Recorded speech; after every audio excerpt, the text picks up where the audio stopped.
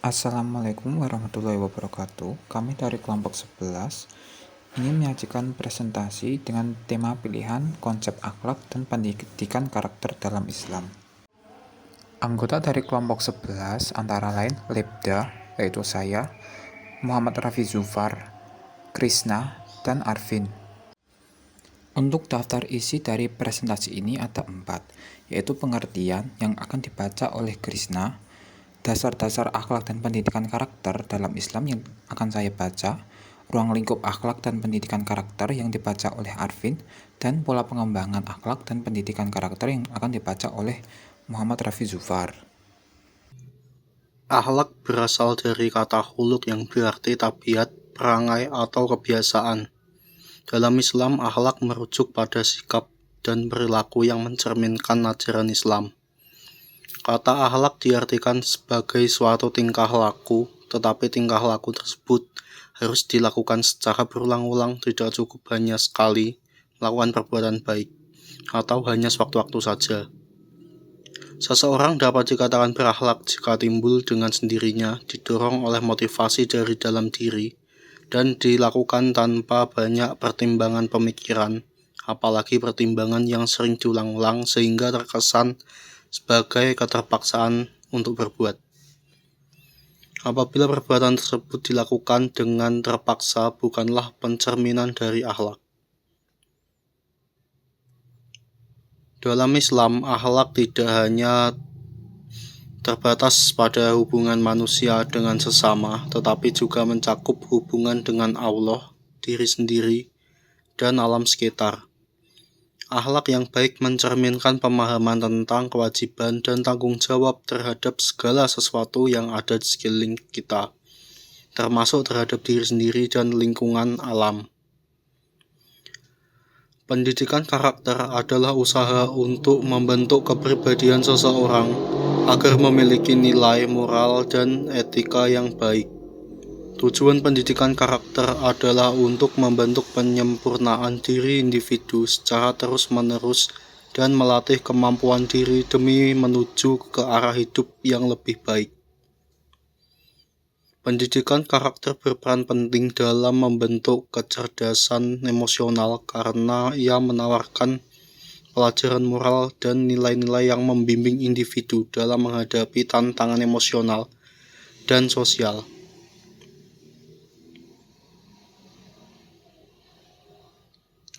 Pendidikan karakter dalam Islam bertujuan untuk membentuk pribadi yang beriman, bertakwa, jujur, adil, dan bertanggung jawab.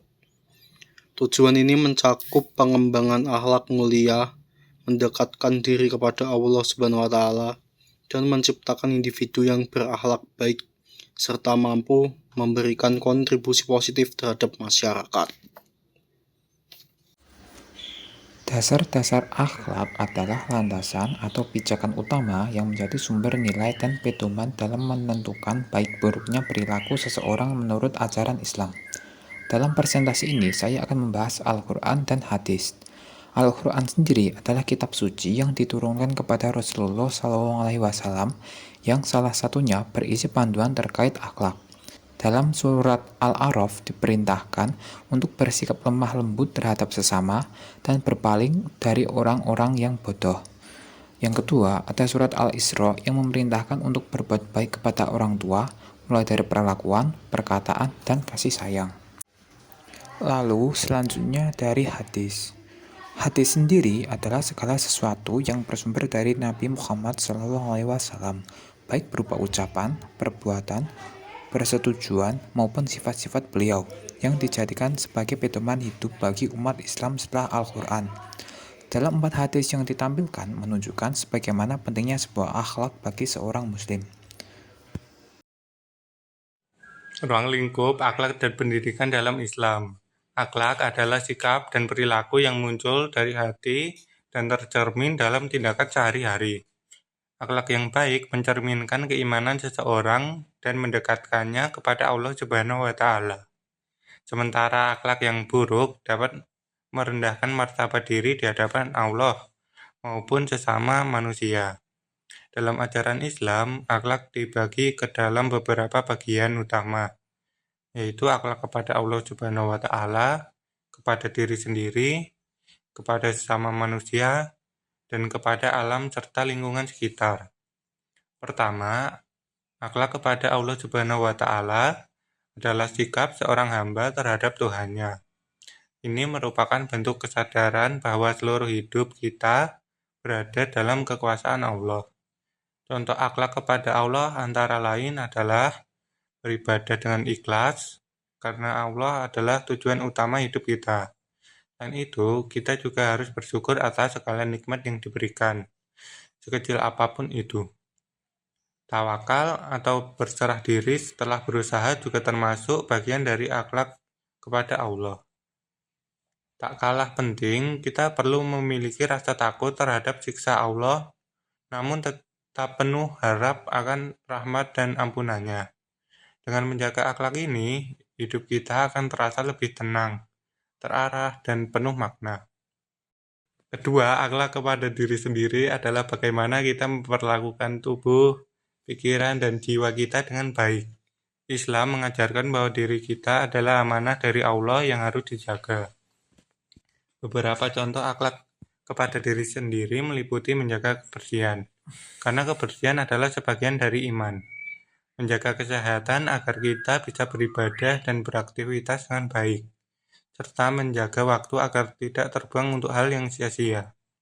Menjaga harga diri juga penting, yakni dengan menjauhi perbuatan yang merendahkan kehormatan kita sebagai manusia. Seorang yang memiliki akhlak kepada dirinya sendiri akan tumbuh menjadi pribadi yang kuat, bertanggung jawab, dan bermartabat. Ketiga, akhlak kepada sesama manusia adalah bagaimana kita menjalin hubungan sosial dengan baik.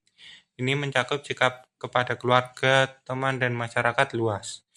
Kepada orang tua, kita wajib berbakti, menghormati, dan merawat mereka dengan kasih sayang, sebagai bentuk balas budi atas jasa mereka sejak kita lahir. Sementara itu, kepada teman dan masyarakat, kita harus bersikap sopan, ramah, dan juga menolong, serta menghindari menyakiti orang lain, baik dengan ucapan maupun perbuatan. Akhlak yang baik dalam hubungan sosial akan menciptakan lingkungan yang damai, rukun, dan saling menghargai. Terakhir, akhlak terhadap alam dan lingkungan. Akhlak terhadap alam dan lingkungan adalah bentuk tanggung jawab kita sebagai khalifah di bumi. Kita harus menyadari bahwa alam adalah ciptaan Allah yang juga harus dihormati dan dijaga. Contohnya adalah menjaga kelestarian lingkungan dengan menanam pohon, merawat hewan, serta tidak membuang sampah sembarangan atau merusak hutan. Selain itu, mencintai ciptaan Allah seperti tumbuhan dan binatang adalah bagian dari rasa syukur kita terhadap karunia bumi yang telah Allah berikan sebagai tempat tinggal. Dengan menerapkan akhlak dalam seluruh aspek kehidupan, kita tidak hanya menunjukkan keimanan kepada Allah, tetapi juga menjadi pribadi yang membawa manfaat bagi diri sendiri, sesama, dan alam semesta. Dalam Islam, akhlak mulia dibentuk melalui beberapa pola penting. Pertama, teladan. Nabi Muhammad SAW adalah contoh terbaik yang harus kita ikuti dalam setiap aspek kehidupan. Kedua, pembiasaan. Anak-anak perlu dilatih sejak dini dengan kebiasaan baik seperti jujur, sholat, dan sopan santun. Ketiga, nasihat dan pengajaran. Nilai-nilai moral perlu disampaikan berulang agar tertanam kuat dalam hati. Keempat, lingkungan yang kondusif. Keluarga, sekolah, dan masyarakat harus bersama-sama mendukung nilai-nilai Islam. Kelima, penghargaan dan hukuman. Perilaku baik perlu diapresiasi dan yang buruk dicegah dengan cara yang bijak. Terakhir, doa dan pendekatan spiritual. Kedekatan dengan Allah adalah kunci utama pembentukan akhlak yang kokoh. Mari kita tanamkan akhlak mulia demi membentuk pribadi yang bertakwa dan berkarakter kuat. Kesimpulannya adalah akhlak dan pendidikan karakter dalam Islam merupakan upaya membentuk kepribadian yang baik berdasarkan ajaran Al-Quran dan hadis. Dasar-dasarnya meliputi iman kepada Allah, teladan Nabi Muhammad SAW, serta nilai-nilai moral Islami seperti jujur, sabar, dan adil. Ruang lingkupnya mencakup hubungan manusia dengan Allah, sesama manusia, dan lingkungan.